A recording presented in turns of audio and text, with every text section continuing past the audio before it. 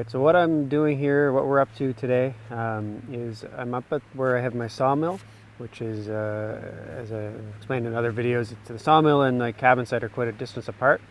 One of the things I've wanted to have up at the sawmill is a place that I can go inside of and keep warm, and also maybe to hold my tools. So given that the cabin has slowed down a little bit because of the winter, I thought I'd do this project, which is something I can work on in a much smaller project. And I'm also trying to do it while using up odds and ends that I've got at the sawmill site, because I've got lots of slab wood that I can still get some boards out of, or small ends of logs that I can cut some boards from. So yeah, basically trying to make a small, I don't know what exactly I want to call it yet, a cabin or a warming hut or a tool shed, maybe all of them. So that's what I'm up to. My sister's helping me with this project, so she may do some of it on her own as well. But so far I've used some hemlock for my, let's say, sills or carrying structure, and I'm boarding it in with just some ends, like boards I've milled from ends of logs that I didn't use in the cabin project. And right now I've got boards of different widths, 6, 7, 8, 4, 5 inches. So I'm just going to try to puzzle piece them together to make a floor, and then put up some relatively simple walls and a roof, and eventually maybe a small wood stove, just a place to keep warm. Last winter when I milled or sawed or whatever through the winter here, it was good and stuff, but there were certainly some cold days where it would have been nice to just get inside and warm up and dry my stuff out and whatnot. So with the cabin, all of the wood I think was spruce, maybe a little bit of fir for some of the boards, but for this, again, it's mostly spruce, but I did use hemlock for the sills underneath.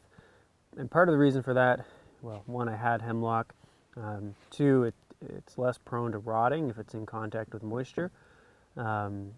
Anyway, this is sort of the first time I've ever done anything with hemlock, and a couple things I noticed is, one, it's really heavy, much heavier than spruce, fir, pine, any of the other things I've worked with. And two, it seems, and I don't know if this is the hemlock I'm using or what, but it seems prone to splitting or cracking. So not that that was a problem necessarily, but I just noticed if you hit it with a hammer, it would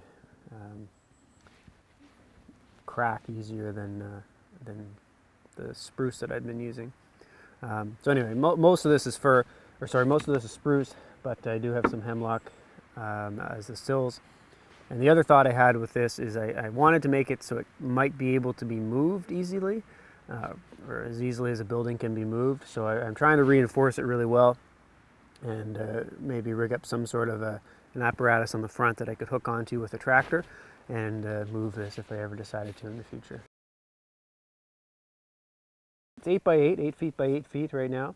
So that's the size it's going to be. Walls will probably be 6 or 7 feet high with either a pitched roof or a single sloped roof. We're still thinking through that. Probably just one door with maybe a window, maybe not even a window. Like any of the projects I'm doing on this YouTube channel, I'm just figuring out how to do it as I go. So if there's any comments that are helpful or constructive that you have for me, please tell me. The purpose of this, it's not supposed to be a fancy shed or anything. It's just, the goal is to have a little building that I could eventually have a small wood stove in, store some things, and get warmed up if I'm using the sawmill in the cold weather, or maybe in the springtime to escape the bugs for a little bit too.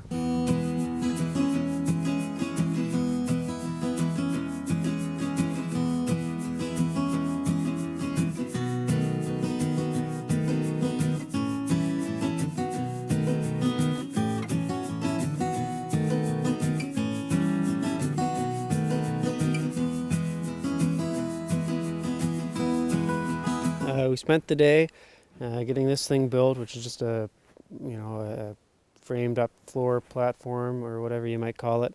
Boarded it in with leftover boards from leftover logs that I had around the sawmill. So that's kind of nice to start using up some of that stuff, because there is a lot of waste or potential waste with sawmilling. So that's good, and it's leveled, it's boarded in, it's pretty solid. So that's nice to see. And then next we'll work on the walls. And I'm thinking for the walls, because part of my goal here is to use up materials that are byproduct materials, let's say, of sawmilling, is I might use live edge slabs on the walls vertically, and then put like a kind of 2 layers, so vertical, and there'll be a gap, and then I'll cover that gap with another piece of slab wood. So that's what I'm thinking. And just to show you what I'm thinking for the walls, like I'll frame up walls either kind of the traditional way with 2x4s, or I might use 4x4s and do it sort of what I think is called the timber framing style. But anyway, ultimately I'm thinking of siding it with this sort of stuff. So I will put these vertically, something like that, and then obviously there will be a gap there, and then I'll put a third piece to cover the gap on the front. So I think that'll look okay. I'm not necessarily using these exact pieces, but this idea. So I think that'll give it kind of a rustic look and also allow me to use up some of the scrap wood lying around. And like I said, I'm not sure exactly what all I'll use this for, but probably a combination of a warming hut, tool storage, and then I've also got an old 4-wheeler or ATV that I got earlier this year. It might be a place I could store that.